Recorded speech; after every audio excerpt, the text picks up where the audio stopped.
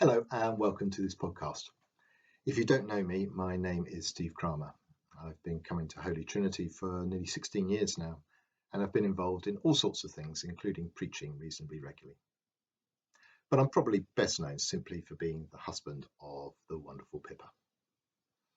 As we now approach the 50th day of lockdown, I've been reflecting on what a strange and challenging time this has been for us, and in particular, how we can find God in this crisis.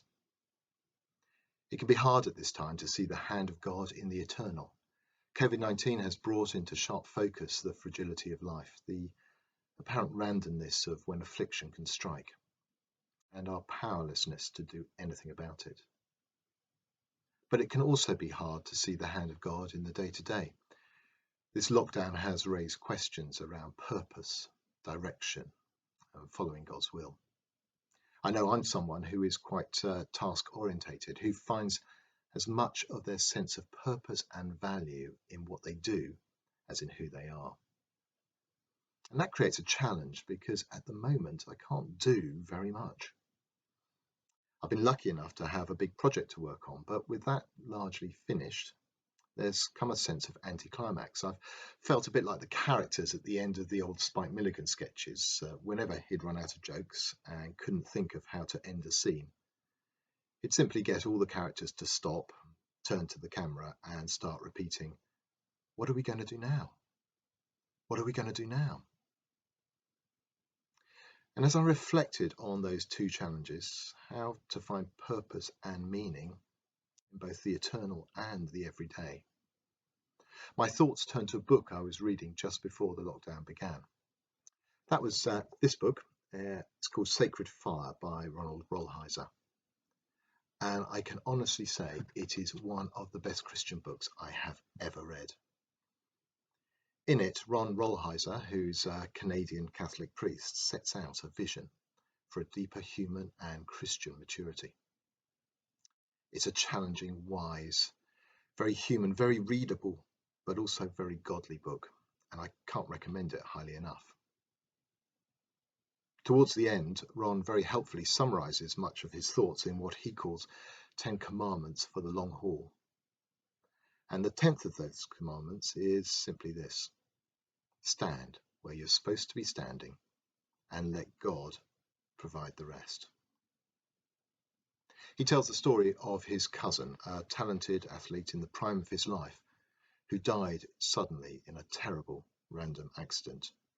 He was simply doing his job, standing in the right place, loading grain onto railway cars, when a metal cable snapped, sprang back and literally cut him in half.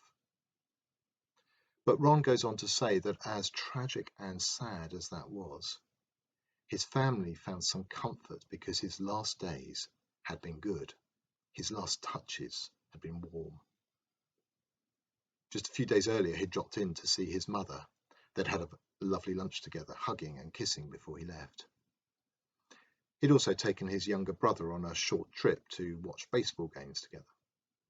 And as far as they know, he had parted on peaceful terms with everyone. And of course, he had died doing what he was meant to be doing, his job.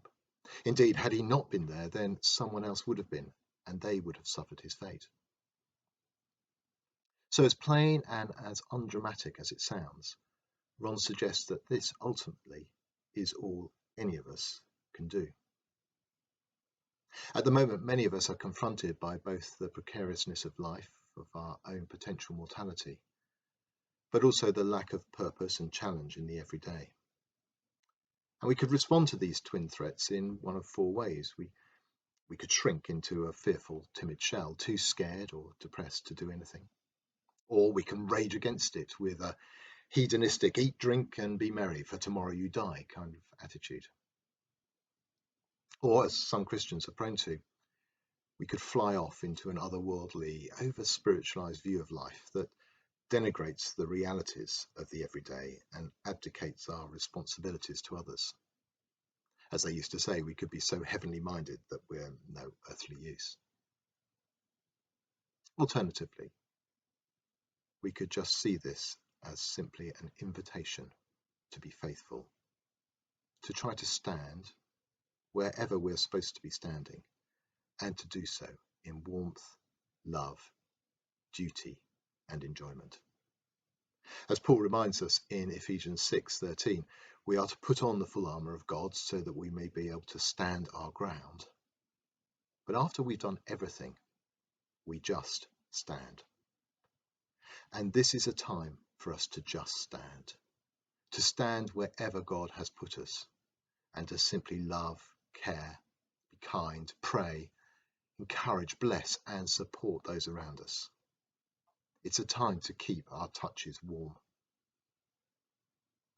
This may sound rather unambitious and simple as a grand plan, but my suspicion is that many of us are realizing in lockdown that this is not as easy to do as it is to say. Personally, I'm very aware of just how far short I fall, and any fly on the wall of the Kramer household will tell you that peace, encouragement, and blessing are not the only forms of communication that flow between us. But in these days of restricted movements and restricted contact, it is something for us to practice, and then just maybe it will become a habit to grow through the rest of our lives. This crisis has reminded us that we cannot guarantee life or safety for ourselves or those around us.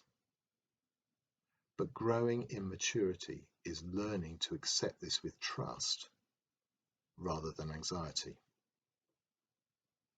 We can only do our best, whatever our place in life, wherever we stand, whatever our limits, whatever our shortcomings, and trust that that is enough. And in our journey through this time and through our lives, in the end, that is all we can do. And in the end, that is enough.